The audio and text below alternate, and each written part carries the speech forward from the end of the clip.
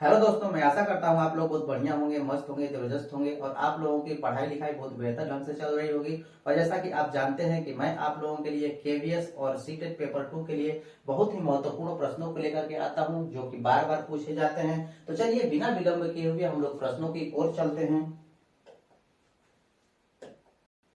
अब देखिए, ये आपका प्रश्न बहुत ही महत्वपूर्ण प्रश्न है। ये आपको सीटेट पेपर 2 में भी आपको पूछता है और आपको केवीएस पीआरटी में भी निश्चित है कि एक प्रश्न आपको प्रायिकता से पूछता ही है। ध्यान दीजिएगा, ऐसा ही वीडियो आपका बना हुआ है, इससे पहले भी 2 वीडियो आपका बना हुआ है। उन सभी वीडियो का लिंक इस वीडियो के डिस्क्रिप्शन में दे दिया गया है। यदि आप देखना चाहते हैं तो उन वीडियो को भी आप देख सकते हैं। ध्यान दीजिएगा, यहाँ पर कह क्या रहा है, कह रहा है कि किसी थैले में 3 सफेद गेंदे हैं, 2 नीली गेंद हैं और 5 लाल गेंदे हैं। कोई थैला यहाँ पर है, ध्यान दीजिए। और उसमें कह रहा है कि 3 क्या है आपका सफेद गेंदे हैं और वहां पर कह रहा है कि 2 क्या है आपको ब्लू गेंदे हैं और आपको 5 कह रहा है कि रेड गेंदे हैं। और यहाँ पर कह रहा है कि एक इसमें से एक गेंद क्या की जाती है, निकाली जाती है। निकाली गई गेंद लाल रंग की नहीं है, इसकी क्या प्रायिकता है, यहाँ पर पूछ रहा है कि लाल रंग की नहीं है। तो लाल गेंदे टोटल कितनी है, 5 है। यहाँ ध्यान दीजिए, लाल गेंदे कुल कितनी है, 5 है। यदि हम किसी की भी प्रायिकता निकालते हैं, किसी के भी क्या करेंगे हम लोग, प्रायिकता यदि हम प्रायिकता निकालें तो जो पूछा जाए उसे हमेशा ऊपर लिखते हैं। जो पूछा जाए उसे हमेशा ऊपर हम लोग लिखेंगे और यहाँ पर जो कुल है उसको नीचे हमेशा लिखते हैं। जो टोटल होता है उसे हमेशा हम लोग क्या करेंगे, नीचे लिखेंगे। तो यहाँ पर यदि हम कुल गेंदों की बात करें तो कुल गेंदें कितनी होंगी,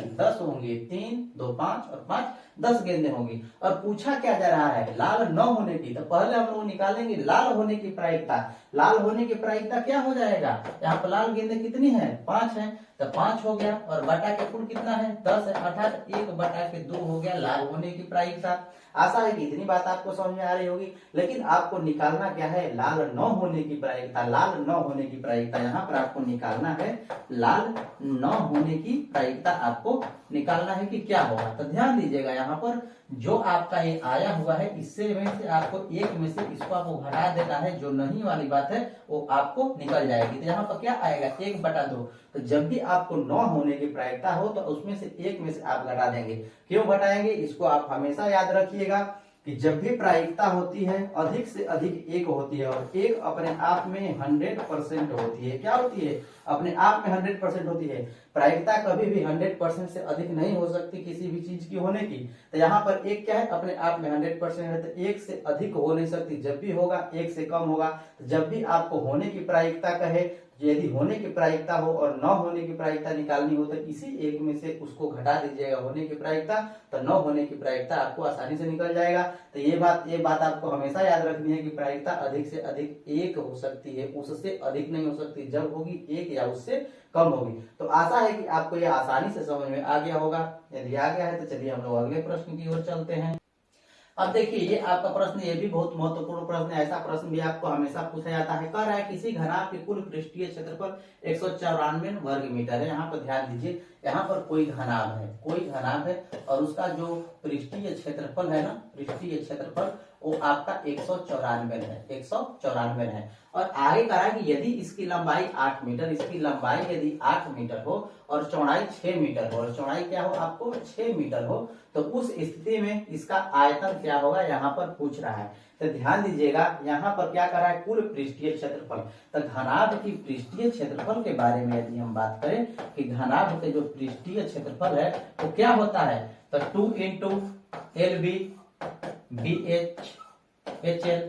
तो जानते ही हैं कितना होता है, ठीक है ना, लंबाई गुणा चौड़ाई, चौड़ाई गुणा ऊंचाई, ऊंचाई गुणा लंबाई आपको होता है। अब ध्यान दीजिए, यहाँ पर जो आपका पृष्ठीय क्षेत्रफल, कुल पृष्ठीय क्षेत्रफल आपको दिया हुआ है कि ये है आपको 194 = 2। अब यहाँ पर आपको दिया हुआ है कि लंबाई 8 है, इसमें उसको रख दीजिए तो आपको लंबाई 8 हो जाएगा और चौड़ाई आपको 6 दिया हुआ है तो 6 रख दीजिए, प्लस आपको चौड़ाई दिया हुआ है 6 दिया है और हाइट आपको यहाँ से निकालना पड़ेगा और प्लस और यहाँ पर आपका हाइट है और यहाँ पर लंबाई तो आपको दिया हुआ है कि 8 है तो 8 है। अब यहाँ से आप एच को निकाल सकते हैं। इसको इसमें 2 से क्या कर दीजिएगा, भाग दे दीजिएगा। तो भाग दीजिए, 2 9 के 18, 2 7 14। अब इसे कीजिएगा, इसे गुणा कीजिए, यहाँ पर 8 6 के 48 48 हो जाएगा, और प्लस यहाँ पर 6h हो जाएगा और 8h हो जाएगा, तो 6h कितना हो जाएगा, ये आपको 14h हो गया। इसको इधर लेकर के आइए, इधर लेकर आइएगा तो घटाइएगा, 17 में से 8 घटेगा कितना आएगा, 9 आएगा, और यहाँ पे 8 हो जाएगा, और 8 में से 4 घटेगा 4 हो जाएगा, और ये हो जाएगा आपका 14h। आशा है कि इतनी बात आपको समझ में आ रही है। यहाँ से आप h की वैल्यू, इसकी ऊंचाई निकाल सकते हैं इस घनाभ की, तो यहाँ पर क्या हो जाएगा 49/14 हो जाएगा। 49 7 दूना 14, अर्थात इसकी जो ऊंचाई हुई वो 7/2 आ गई।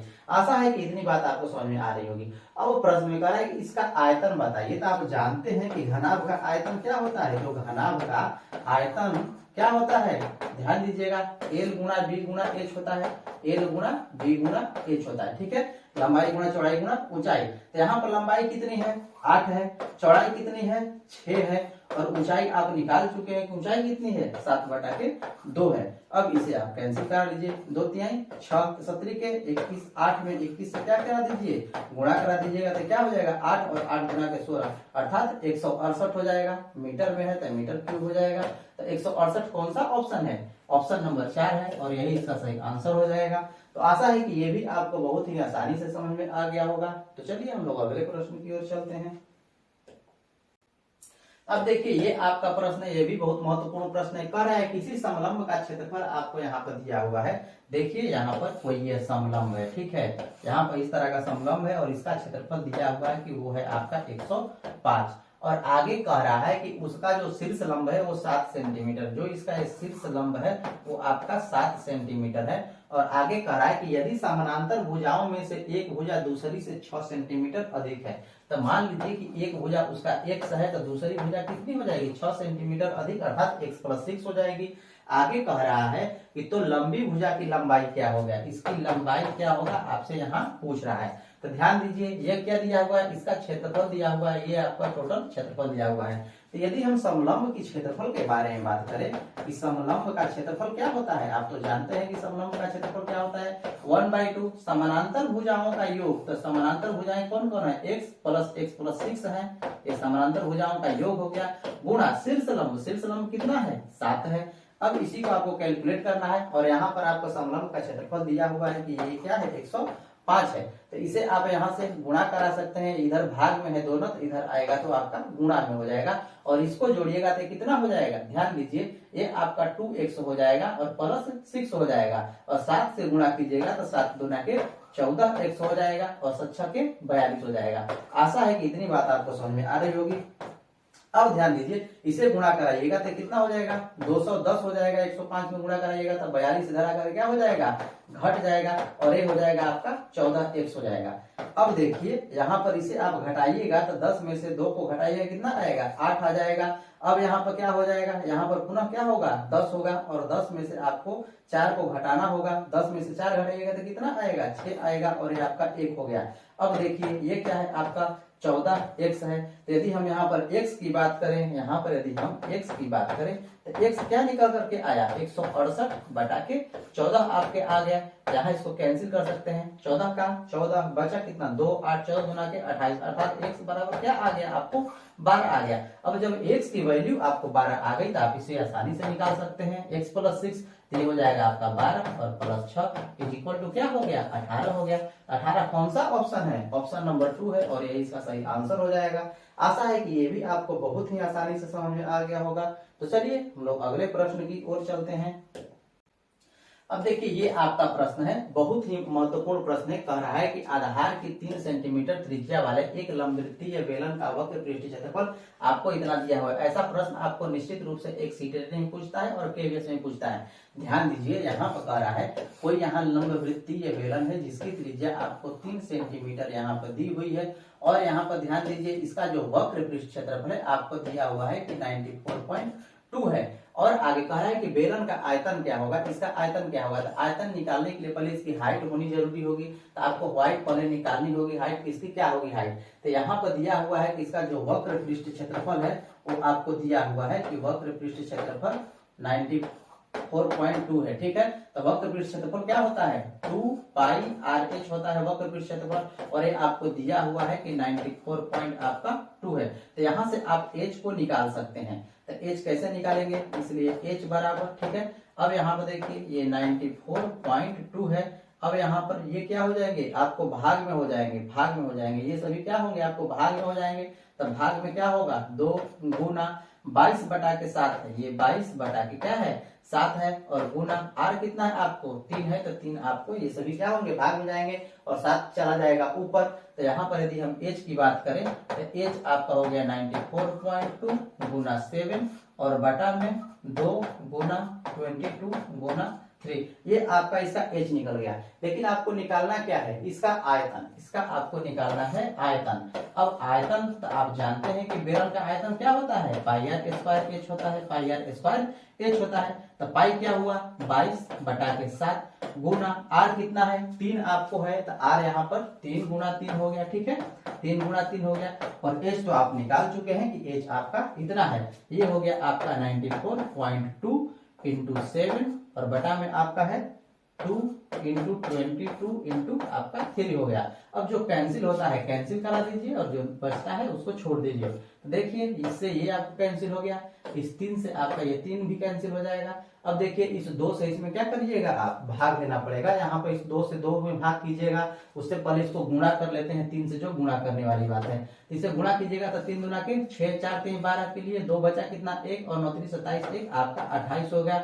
और बटा में क्या हो जाएगा 2, यहाँ पर दशमलव है तो दशमलव को दे दीजिए, यहाँ से इसे भाग दीजिए, 1 हो गया 4 हो गया 1 हो गया और 3 हो गया, अर्थात 141.3। 141.3 कौन सा ऑप्शन है, ऑप्शन नंबर 3 है, और यही इसका सही आंसर हो जाएगा। आशा है कि ये आपको बहुत ही आसानी से समझ में आ गया होगा। तो चलिए हम लोग अगले प्रश्न की ओर चलते हैं। अब देखिए ये आपका प्रश्न है, ये भी आपको बहुत ही महत्वपूर्ण प्रश्न कर रहा है कि यदि ये आपको दिया हुआ है 14 12 34 30 14 12 34 30 प्रत्येक में एक से जोड़ा जाए तो इस प्रकार इस क्रम में प्राप्त संख्याएं समानुपाती होती हैं। ध्यान दीजिए ये आपको संख्याएं हैं 14 है 12 है और आपका 34 है और 30 है, ठीक है। और यदि इनमें हम x जोड़ दिए देते हैं, प्रत्येक में क्या कर देते हैं x जोड़ देते हैं, तो क्या हो जाती हैं समानुपाती हो जाती हैं, ठीक है।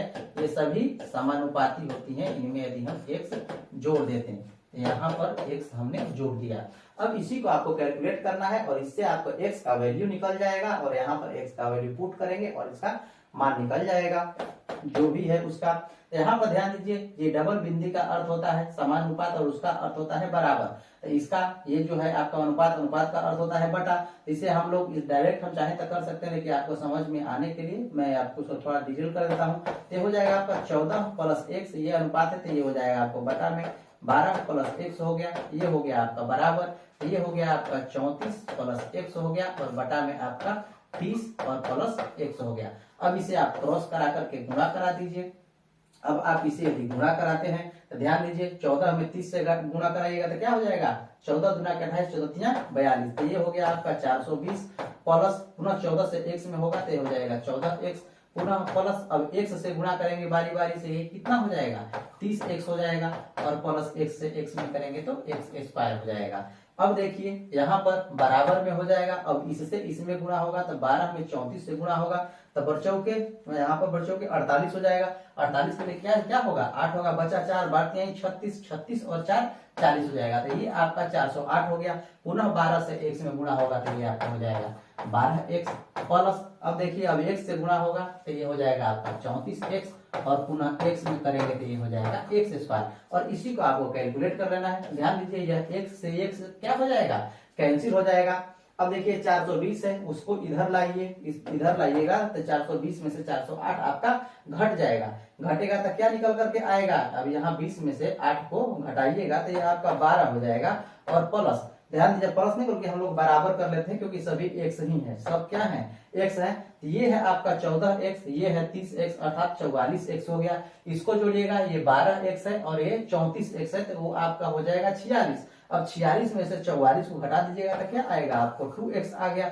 अब यहाँ से आप x का वैल्यू निकालिए कि x क्या आपका आ गया, यहाँ से 6 आ गया। अब इसी x को इसमें आपको पुट कर देना है और जो आएगा उसका मान हो जाएगा। तो यहाँ पर रूट अंडर x का मान पुट कीजिए 2, तो ये हो जाएगा 12 गुना के 24 और 24 प्लस क्या हो जाएगा आपका 9 और 24 में 9 को जोड़िएगा तो आपका हो जाएगा 33। कहीं लग रहा है गलत हो रहा है, ध्यान दीजिएगा यहाँ पर कहीं कोई गलत हो रहा है, कहीं गलत नहीं हो रहा है, यहीं पर आपको गलत हो रहा है। यहाँ पर आप ध्यान दीजिए, यहाँ पे जो 12x है ना, वहाँ x का वैल्यू हमने 2 रख दिया है, गलती हो गया यहीं पर। तो यहाँ पर क्या करना है आपको 6 रखना है, तो बर्छा की क्या हो जाएगा 72 हो जाएगा। यहाँ पर जो है वो आपको रूट अंडर 12 में 6 रखिएगा तो ये आपका 72 हो जाएगा और प्लस आपका 9 हो जाएगा। तो ये कितना हो जाएगा आपका 9 जोड़िएगा तो 81 हो जाएगा और इसका वर्गमूल कितना आएगा 9 आएगा। अब 9 कौन सा ऑप्शन है, ऑप्शन नंबर 3 है और यही इसका सही आंसर हो जाएगा।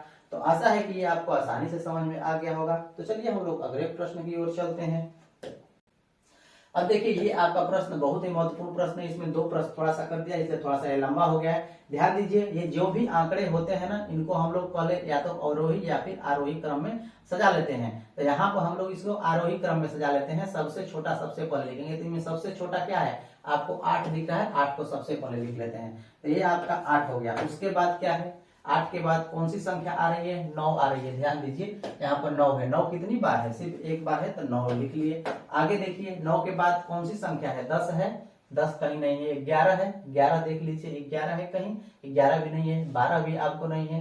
13, अब ध्यान दीजिए 13 यहाँ पर आपको 13 है, यहाँ पर 13 है और कहीं 13 है और कहीं 13 नहीं है, तो 2 13 है तो 2 13 यहाँ पर आप लिख लीजिए। अब आगे देखिए 14, 14 कितनी है 1 14, 2 14 है और यहाँ पर आपको 3 14 है और एक 4 14 है। तो 4 14 को आप लिख लीजिए, ठीक है। ये आपका 14 हो गया।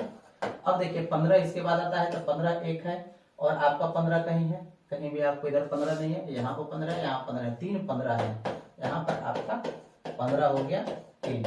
आगे देखिए 16 कितने हैं, 16 कहीं है, यहाँ पर 16 है और आपको यहाँ पर 16 है, तो 2 16 हो गए, 2 आपके 16 हो गए। 17 कहीं है, 17 आपको यहाँ पर एक है और एक यहाँ पर है 17, आगे इधर भी है कहीं 17 नहीं है, तो 17 2 हो गए, ठीक है। उसके बाद कोई बड़ी संख्या है 17 से, कोई भी बड़ी संख्या आपको नहीं है। तो इन संख्याओं को टोटल गिनिए कि कितनी संख्या है। तो 1 2 3 4 5 6 7 8 9 10 11 12 13 14 15, टोटल संख्याएं 15 है। अब प्रश्न पढ़िए क्या कर रहा है कि इतना का जो माध्यक है वो x है। इसकी हम लोग यदि माध्यक की बात करें, इसकी जो है माध्यक की बात करें, माध्यक की अर्थात माध्यिका की बात हम लोग करें, तो माध्यिका क्या होती है सबसे बीच वाली संख्या है।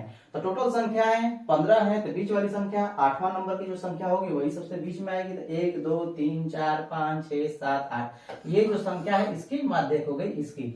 तो ये माध्यक क्या हो गया आपका 14 हो गया।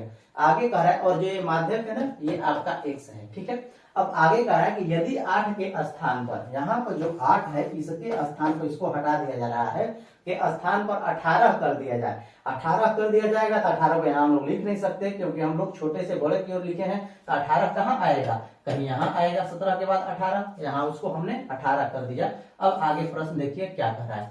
आगे कह रहा है कि तो आंकड़ों का माध्यक y है, यहाँ पर कह रहा है तब इसका जो माध्यक है ना y हो जाता है, जो माध्यक है वो आपका y हो जाता है। तो यहाँ पर अब इसका माध्यक क्या होगा, ये क्या हो जाएगा आपको खत्म हो गया, इस 8 को हटा दिया गया, वहां पर 18 कर दिया गया, तो ये खत्म हो गया। तो अब इसका माध्यक क्या होगा, एक और आगे खिसक करके यहाँ पर चला जाएगा, तो इसका माध्यक क्या हो जाएगा आपका 15 हो जाएगा। आशा है कि इतनी बात आपको समझ में आ रही होगी। अब 8वें नंबर पे ये हो जाएगा, इसको छोड़ दीजिएगा, तो टोटल की टोटल अभी 15 नंबर नहीं होगी, तो 8वें नंबर पर क्या आ जाएगा, ये वाली संख्या आ जाएगा और इसका माध्यक y है और y बराबर 15 हो जाएगा। आगे कह रहा है प्रश्न में कि x तथा y के मानों का योग क्या होगा। जो x और y के मान है इनका योग क्या होगा, आसान है, x प्लस y आपको यहाँ पर निकालना है। x की वैल्यू तो आपको पता है कि 14 है और y का वैल्यू आपको पता हो गया कि 15 है, तो इनका योग पूछ रहा है, तो योग कितना होगा 29 होगा। तो ऑप्शन 29 कौन सा है, ऑप्शन नंबर 4 है और यही इसका सही आंसर हो जाएगा। तो आशा है कि ये भी आपको बहुत ही आसानी से समझ में आ गया होगा, इसमें कोई प्रॉब्लम होने वाली बात नहीं है। चलिए हम लोग अगले प्रश्न की ओर चलते हैं। अब देखिए ये आपका प्रश्न है, ऐसा प्रश्न आपको सीटेट और केवीएस में निश्चित रूप से है कि एक पूछा जाता है। यहाँ कह रहा है कि इतना प्राप्त करने के लिए इतना में से क्या घटाना है, आपको यही आपसे पूछ रहा है कि इसमें से कौन सा ऑप्शन होगा, उसमें से क्या घटाना पड़ेगा कि इतना प्राप्त होगा। तो ध्यान दीजिए यहाँ पर कह रहा है कि इतना प्राप्त करने के लिए अर्थात 11x माइनस 16y और प्लस आपका यहाँ पर 7a दिया हुआ है। इतना प्राप्त करने के लिए इतना में से अर्थात 5y minus 13x minus 8a में से क्या घटाना होगा, यही आपसे यहाँ पूछ रहा है। तो क्या को लेकर के चलिए, आइए इधर, तो ये हो जाएगा आपका प्लस में क्या हो जाएगा, और इसको उधर लेकर के चले जाएगा तो वो आपका माइनस में हो जाएगा। तो ये क्या है आपका 5y हो गया माइनस 13x हो गया माइनस 8a हो गया। अब इधर प्लस में है तो बराबर के उस साइड में जाएगा तो माइनस में हो जाएगा। तो ये हो जाएगा आपका माइनस 11x, ये आपका माइनस में है तो प्लस हो जाएगा 16y, और यहाँ पर प्लस में तो ये माइनस हो जाएगा 7। ऐसा है कि इतनी बात आपको समझ में आ रही है। अब ध्यान दीजिए 5y है, y वाला कौन सा टर्म है, इसमें कोई y है, 16y है, यहाँ पर y छूट गया, 16y है। तो 5 और सिर्फ 16 जुड़ जाएगा तो कितना हो जाएगा आपका 21y हो गया। ठीक है, अब x वाले टर्म को जोड़िए, ये 13 है और ये आपका 11 है, ये 13 है और ये आपका 11 है, तो ये आपको जुड़ जाएंगे तो माइनस कितने हो जाएंगे 24x, और a वाले टर्म जुटेंगे, ये माइनस 8 है और माइनस 7 है, तो कितना हो जाएगा 15a हो जाएगा। तो कौन सा ऑप्शन मैच कर रहा है, 21y minus 24x, 21y minus 24x minus 15a, option number 4 है और यही इसका सही आंसर हो जाएगा। आशा है कि ये आपको बहुत ही आसानी से समझ में आ गया होगा। यदि ये समझ में आ गया है तो लाइक से सब्सक्राइब जरूर कर दीजिएगा और अपने दोस्तों में भी शेयर कर दीजिएगा। अभी के लिए इतना ही।